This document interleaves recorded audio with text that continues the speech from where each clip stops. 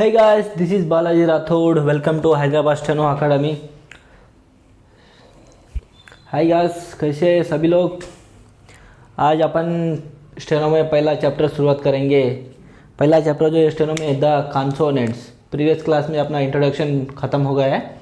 आज क्या है ना चैप्टर, पहला चैप्टर जो शुरुआत करेंगे, जो पहला जो चैप्टर है वो द कॉन्सोनेंट। ओके,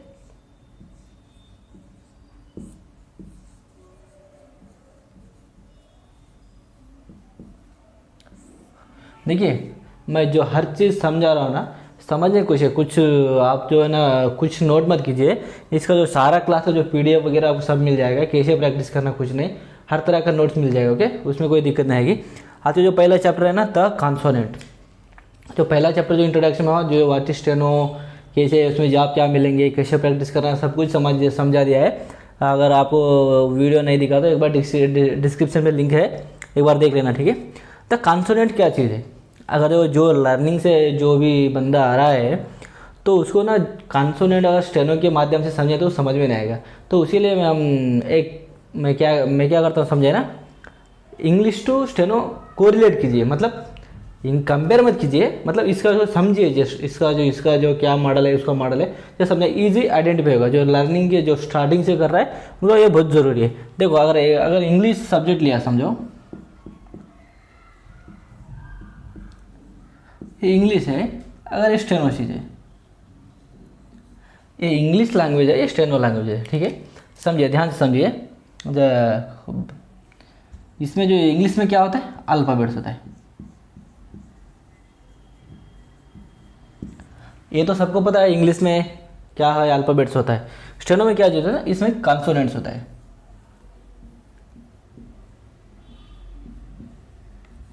हाँ, तो इतना तो समझ में आया। ओके, इंग्लिश में जैसे अल्फ़ाबेट्स होते हैं, जैसे स्टेनो में कॉन्सोनेंट्स होते हैं। अगर इसमें जो अल्फ़ाबेट्स में जो होता है, जो कि ABCD, इसमें जो स्ट्रोक्स होता है ये क्या लिखा है, इसके बारे में कुछ ज़्यादा सोचिए मत, धीरे धीरे सब कुछ समझ में आएगा, थोड़ा पेशेंस रखिए, ठीक है।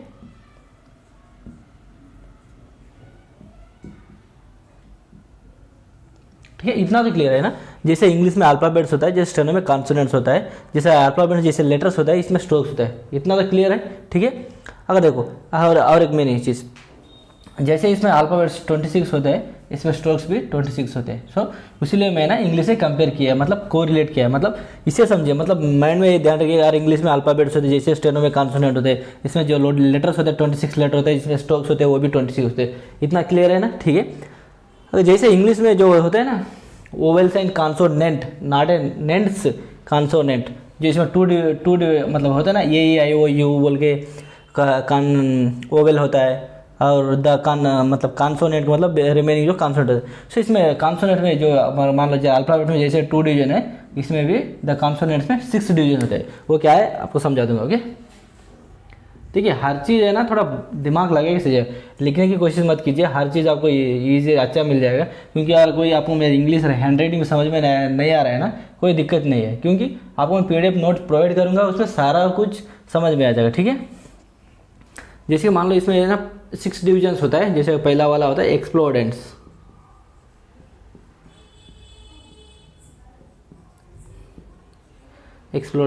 Number 2 continuants, number 3 nozzles, number 4 liquids, number 5 coalescents, number 6 aspirate. देखिए इसमें कितना स्ट्रोक होता है, एक्सप्लोडेंट्स में 8 स्ट्रोक्स होता है, कंटिन्यूअर्स में 8 होता है, नाजल्स में 3 और लिक्विड्स में 3, कोलसेंट्स 2 एंड एस्पिरेंट 2। देखिए ये टोटल 26 होता है, काउंट कीजिए एक बार। हर चीज़ आपको समझाएंगे, उसके लिए आप कोई थोड़ा में मतलब इतना या आसानी से समझ में नहीं आएगा, थोड़ा पेशेंस रखिए। अगर समझ में नहीं आया तो एक को 2 बार वीडियो देखने से आपको इजीली समझ आए। जैसे कि अगर कॉन्सोनेंट तो मतलब बेसिक समझ में आए, जैसे इंग्लिश से कोरिलेट कीजिए। जैसे इंग्लिश में जैसे अल्फ़ाबेट्स है, जैसा स्टेनो में कॉन्सोनेंट है, ठीक है। अल्फाबेट में जैसे लेटर्स ABCD लेटर्स होते हैं, इसमें PBTD चेजे बोल के स्ट्रोक्स होता है। इतना क्लियर है। जैसे इसमें 26 लेटर है, इसमें भी 26 स्ट्रोक्स है, ठीक है। अगर इसे 6 डिजिट्स की बात करेंगे तो आ जाए ना एक्सप्लोडेंट के बारे में थोड़ा बारीकी से जानिए। आपको डाउट आ रहा होगा सर कॉन्सोनेंट क्या है, इसका डेफिनेशन क्या है, एक्सप्लोडेंट्स क्या है, इसका डेफिनेशन क्या है। मैं आपसे एक रिक्वेस्ट कर रहा हूँ, एक कॉन्सोनेंट के डेफिनेशन के बारे में मत जाइए। क्यों मत जाइए मैं बोल रहा हूँ, अगर मैं इसका आपको मैं समझा दूंगा ना डेफिनेशन, तो डेफिनेशन के पीछे भागेंगे, ये जो असली जो मुद्दा है ना वो बाजू में हो जाएगा। सो इसलिए मैं बोल रहा हूँ कॉन्सोनेंट के डेफिनेशन कोई ज़रूरत नहीं है। अब आप धीरे धीरे जैसे अपन जाएंगे ना, सारा डेफिनेशन समझ आपको ही समझ में आ जाएगा। ये क्या है ना, आपसे अपना डेफिनेशन क्या चीज़ है खुद का खुद आपको समझ में आ जाएगा। उसके लिए मैं डेफिनेशन वगैरह नहीं बता रहा हूँ, ओके। जैसे एक्सप्लोरेंट, इसका भी कोई डेफिनेशन होता है, लेकिन ज़रूरत नहीं है मेरे हिसाब से, तो ज़रूरत नहीं है। बट जैसे जैसे धीरे धीरे आप लोग प्रैक्टिस करेंगे ना, सो उनका डेफिनेशन ऑटोमेटिक आपको पता चलेगा। इसमें डेफिनेशन ज़्यादा कुछ नहीं होता। अगर एक वर्ड है, वर्ड को कैसे प्रोनाउंसिएशन करना, तो वैसे ही करना पड़ेगा, ठीक है। अगर मान लो रूल भी नहीं पढ़ेंगे ना, वो शब्द को वैसे प्रोनाउंसिएशन करना पड़ेगा। सो इसीलिए कोई ज़रूरत नहीं। अगर आप इस पर ध्यान रखेंगे ना, वो इसका जो थ्योरी पार्ट है ना ऑटोमेटिक अपना कवर हो जाएगा, ठीक है। जैसे कि एक्सप्लोडेंट, इसके बारे में बात करेंगे।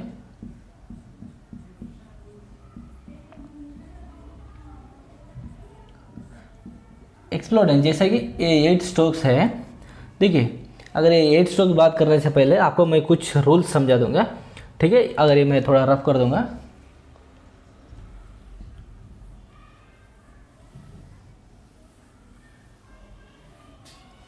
ठीक है। कुछ रूल समझा दूंगा। एक्सप्लोडेंट मतलब जैसे कैसा लिखना है स्ट्रोक लिया, कुछ रूल मैं बताऊंगा, वो रूल से फॉलो कीजिए। नंबर 1, अगर मान लो एक स्ट्रोक लिख रहे हैं अपन, ठीक है, वो स्ट्रोक कैसा होना चाहिए, या लाइट या dark, okay. Second thing, line. Number 3, sound. Number 4, directions. देखिए, मैं जो भी समझा रहा हूँ ना, थोड़ा ध्यान से समझिए, इधर उधर मत लिखने की कोशिश मत कीजिए, क्योंकि ये सारा सब्जेक्ट आपको मिल जाएगा, इंग्लिश में मिल जाएगा, उसमें कोई डाउट नहीं। सुनिए, अगर एक बार सुन लेंगे ना, आपको लिखने की भी जरूरत नहीं पड़ेगी, इतना मैं गारंटी दे सकता हूँ कि जैसे अगर एक कोई स्ट्रोक लिख रहा है, तो वो स्ट्रोक कैसा होना वो ज़रूरी है, मतलब आइडेंटिफिकेशन ज़रूरी होना है, या लाइट है या डार्क है। और इसको अगर तिक बोलते हुए, 3 तिक। अगर आपको नहीं दिख रहा, कोई प्रॉब्लम नहीं, मैं नोट्स पे दूंगा, सब समझ में आएगा। जो मैं वाइस बोल रहा हूँ ना, वो तो समझ में आ रहा है ना। अगर मान लो एक स्ट्रोक है यार, वो लाइट है या डार्क है, फर्स्ट थिंग ये तो आइडेंटिफाई कंपलसरी करना है। ये क्या है ना, ये 4 रूल्स है ना, जैसे बिगिनर से लेके पूरा हायर जाओ, कितना भी लेवल बढ़ जाएगा ना, ये पूरे रूल्स माइंड में रखना ज़रूरी है। इसलिए मैं सेपरेट के आपको स्टार्ट करने से पहले रूल्स बता रहा हूँ, ओके। Second thing, line. अगर मान लो ये लाइन है, तो अपने ये है ना, अगर एक स्ट्रोक है P या B जो भी है, ये एबो the line, on the line, through the line. Steno में क्या है ना, एबो the line, on the line, through the line, 3 line रहता है। और हमारा हैदराबाद स्टेनो अकेडमी एक स्पेशल है, मतलब ये अभी यूज नहीं होगा, जब जैसे जैसे आपको स्पीड बढ़ेगा 80 या 120 में, तब ये बिलो द लाइन में काम आएगा, ओके। मतलब ये अभी माइंड में मत रखिए, ये स्पेशल है आपने के लिए। सो आपको मैं जैसे जैसे स्पीड बढ़ेंगे तब वो यूज करेंगे। साउंड, अगर साउंड का प्रोनाउंसिएशन इंपॉर्टेंट है,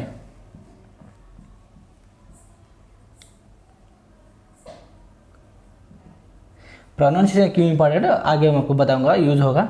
सेकंड थिंग, डायरेक्शन। डायरेक्शन बहुत ज़रूरी है। अगर डायरेक्शन नहीं लिखेंगे ना, प्रॉब्लम हो जाएगा। सो डायरेक्शन बहुत इंपॉर्टेंट है। पहली बात तो स्ट्रोक लाइट है डार्क है। सेकंड थिंग, लाइन, एबो the line, on the line, through the line. Sound, pronunciation कैसे होना चाहिए ये भी इंपॉर्टेंट है। डायरेक्शन ये भी इंपॉर्टेंट है। अब सुनिए, मैं हर चीज़ आपको बारीकी समझाऊंगा। जस्ट सब मान लो लाइन है, ये वाला लाइन क्या है ना, अभी उसका ज़्यादा मतलब ये फर्स्ट चैप्टर में यूज़ नहीं होगा।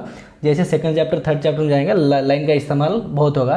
तो अगर ये कभी है तो याद करना है, उसलिए एक साथ समझा दिया, ठीक है।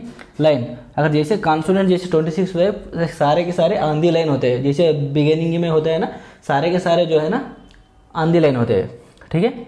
जैसे इसमें 8 स्ट्रोक है, मैं लिख रहा हूँ, सुनिए।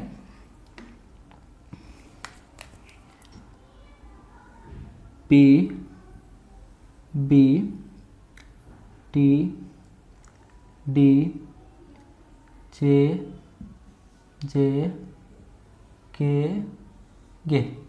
देख सुनिए, स्ट्रोक पहला रूल है ना, स्ट्रोक कैसा है, या लाइट है डार्क है समझाना। अगर मार्कर से थोड़ा कन्फ्यूजन है उसलिए मैं मेंशन करूँगा, ओके। ये जो पहला शब्द है पी है ना, लाइट होगा, बी डार्क होना, टी लाइट, ये डार्क, जे लाइट, जे डार्क, के लाइट, गे डार्क। देखिए लाइन पहला स्ट्रोक है ना, जो सारे जो कॉन्सोनेंट्स है वो आंधी लाइन रहेंगे। सेकंड थिंग स्ट्रोक कैसा ना, यार ये लाइट है, ये डार्क है, light dark, light dark, light dark, ठीक है। Second thing, third thing pronunciation क्यों जरूरी है, एक बात देखिए, ये पी है, पी डबल ई पी, अगर सिर्फ पी भी प्रोनाउंसिएशन कर सकते हैं, लेकिन आगे आगे समझा दूंगा। पी, ये बी, टी, डी, जे, जे, के, गे। देखिए ये तो प्रोनाउंसिएशन इंपॉर्टेंट है। आप अगर आपको पिटमैन सैटन जैसे बुक लेंगे, वो बुक में कैसा लिखा होता है, इसको पी होता है, इसको बी होता है, इसको टी होता है, डी, जे, जे, के, गे। देखिए जो भी बंदा या कोई भी स्टूडेंट अगर लर्निंग से स्टार्ट कर रहा है तो उसको एक ही पता है इंग्लिश, इसको के बोलेगा, इसको जी बोलेगा, इसमें तो कोई डाउट ही नहीं। सो इसीलिए प्रोनाउंसिएशन बहुत इंपॉर्टेंट है। देखिए पी बी टी डी चे जे के गे, ये इसको गे ही बोलना है, क्योंकि जी आर बोले ना मामला गड़बड़ हो जाएगा। सो इसलिए प्रोनाउंसिएशन बहुत इंपॉर्टेंट है। Fourth thing is direction. अगर एक स्ट्रोक लिख रहे हैं तो उनका डायरेक्शन बहुत इंपॉर्टेंट है। क्यों इंपॉर्टेंट है, देखिए ये पी है तो ऊपर से नीचे इस डायरेक्शन में होना चाहिए। जैसे बी इस डायरेक्शन में है, टी इस वाला डायरेक्शन, डी इस वाला डायरेक्शन, जे इस वाला डायरेक्शन, जे इस वाला डायरेक्शन, के इस वाला डायरेक्शन, गे इस वाला डायरेक्शन, ठीक है। इतना देखिए 4 पॉइंट। जैसे स्ट्रोक लाइट है डार्क, ये लाइन अब सेकंड में आएगा, लेकिन अभी जो भी सारे स्ट्रोक्स होंगे वो आंधी लाइन होंगे। प्रोनाउंसिएशन बहुत इंपॉर्टेंट, क्योंकि अगर ये के गे है ना, के गे ऐसे बुक में लिखा रहेगा तो आप इसको जी बोल के प्रोनाउंसिएशन करना एक गलत है, इसलिए प्रोनाउंसिएशन बहुत इंपॉर्टेंट है। Third thing is, fourth thing is direction.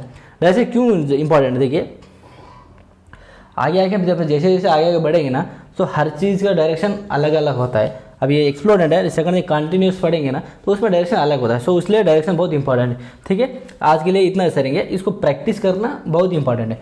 Practice क्यों करना जरूरी है, देखिए अगर स्टेनो का पार्ट अगर 100% है तो उसमें से 80 to 90% प्रैक्टिस का ही रोल होता है, ठीक है। इतना तो समझ में आएगा ना। प्रैक्टिस कैसे करना है ये आपको मैं समझा दूंगा, ठीक है। देखिए यही समझाता हूँ।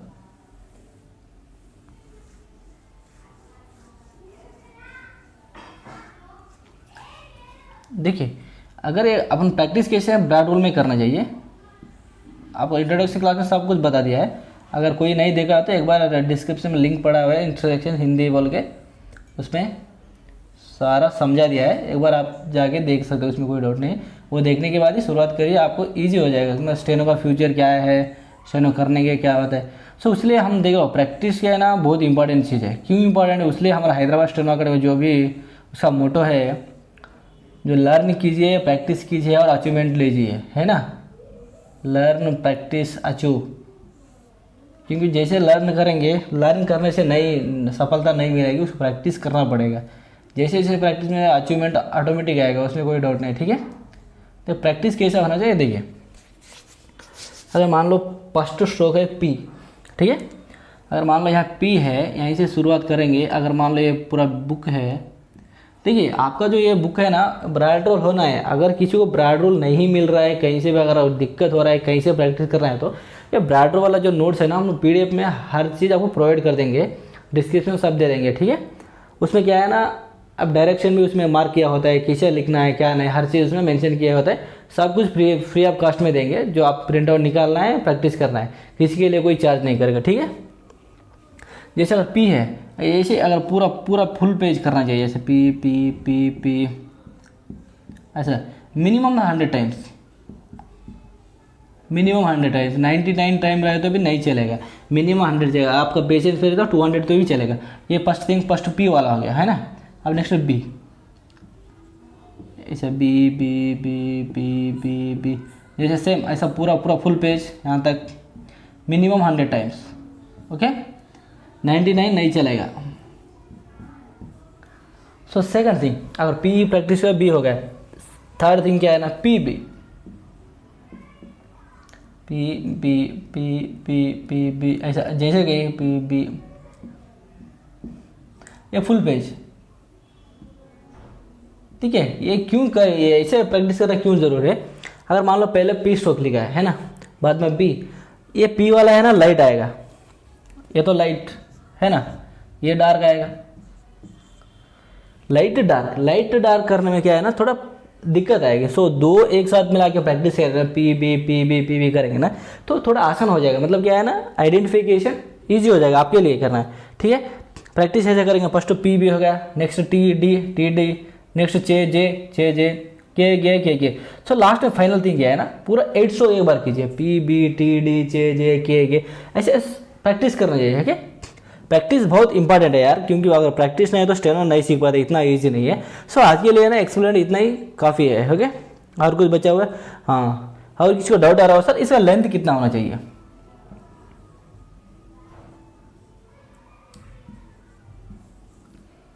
लेंथ, अगर एक स्ट्रोक है, स्ट्रोक का लेंथ कितना होना चाहिए तो मैं बताऊंगा एज पर स्टेनो का इंस्ट्रक्शन जो भी किए है। 1/6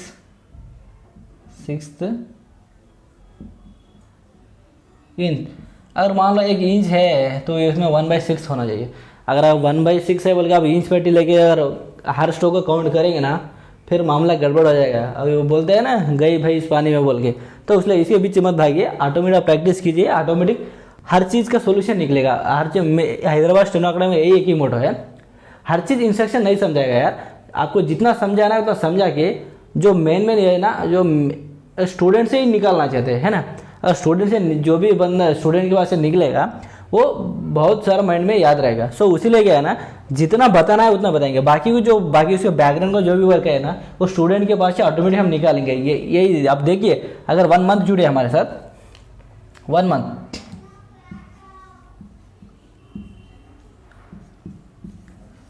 जुड़े, अगर रिजल्ट अगर नहीं है ना तो मुझे कॉल करके पूछना, सर आपसे मैं 1 मंथ क्लास सीखा है, मेरा रिजल्ट नहीं है, उसको मैं सोल्यूशन देगा, ये मेरी गारंटी है। हमारे साथ जुड़े हैदराबाद स्टेनो अकेडमी के साथ आपको 100% रिजल्ट मिलेगा, क्योंकि हम लोग सिखाएंगे वैसा यार। अगर स्टेनो है ना और पूरा स्टार्ट करके समझा देंगे। ठीक है ना, आज के लिए एक क्लास के लिए इतना ही बस है। अगर कल के और नेक्स्ट क्लास में कंटिन्यूस करेंगे, मतलब फर्स्ट क्लास है ना थोड़ा लेंथ हो जाएगा, सो बाद में ना ईजी हो जाएगा। ओके, ठीक है, आज के लिए इतना, बाय। ठीक है, मिलेंगे कल क्लास में।